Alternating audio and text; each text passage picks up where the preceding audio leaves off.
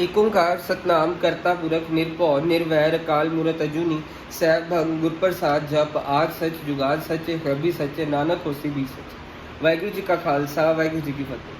Dear students, in this video I am going to cover very important question exercise 6.5 question number 8। ध्यान से देखिएगा। At what point on interval this does the function sin 2x attain its maximum value? Interval दिया हुआ है, मतलब local maximum minimum वाला नहीं है, एब्सोल्यूट मैक्सिमम मिनिमम वाला है। एब्सोल्यूट मैक्सिमम मिनिमम में हम क्या करते हैं, सिंगल डेरिवेटिव निकालते हैं, उसको किसके इक्वल टू रखते हैं, जीरो के इक्वल रखते हैं।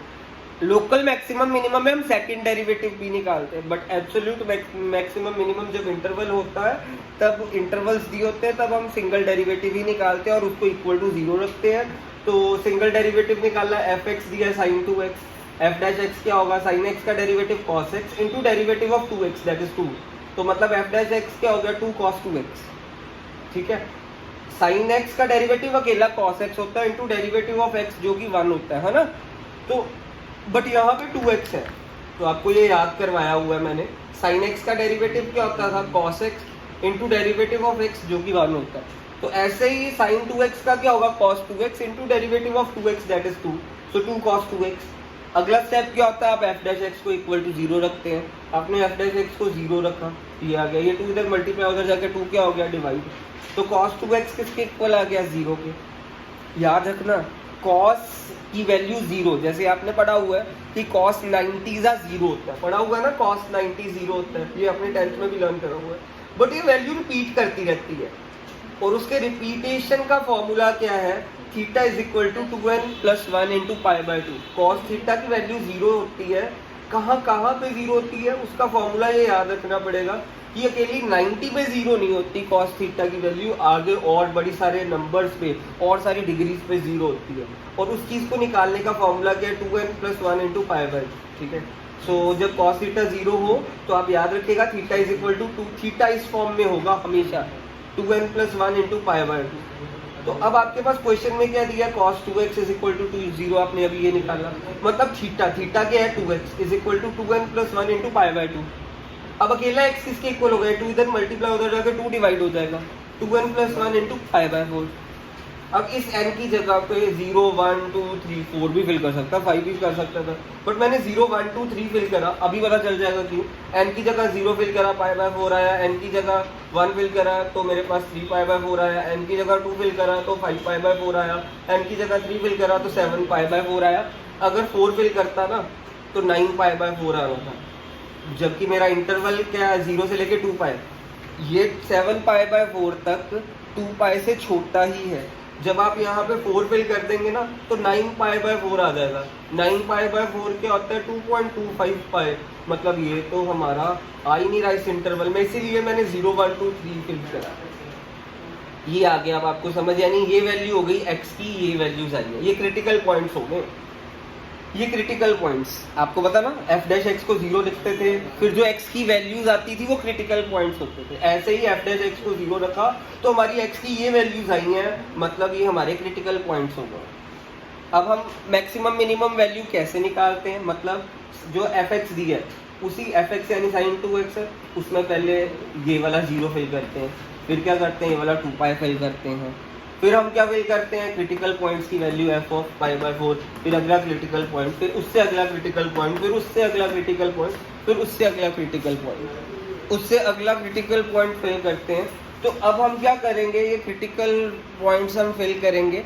जब हम क्रिटिकल पॉइंट्स फिल करेंगे तो वैल्यूज निकलेगी, जब वैल्यूज निकलेगी तो अब हम सॉल्व करते हैं कैसे वैल्यूज, ये वैल्यूज निकालना ही काफ़ी अलग काम है।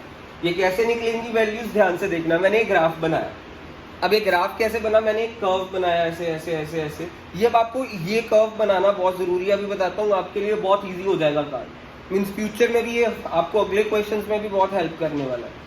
तो पहले तो आपको क्या बताया, क्या करना है, पहले इस फंक्शन में एफ ऑफ 0 फिल करना है, फिर ये 2 पाई फिल करना है, फिर इसी एफ एक्स यानी एफ एक्स में हमने ये सारे क्रिटिकल पॉइंट्स की वैल्यूज फिल करनी है। क्रिटिकल पॉइंट्स की वैल्यू फिल करके मेरे पास साइन 0 आया, साइन 4 पाई आया, साइन पाई बाय 2 आया, साइन 3 पाई बाय 2 आया, साइन 5 पाई बाय 2 आया, साइन मेरे पास यहाँ पे 7 पाई बाय 2 आया।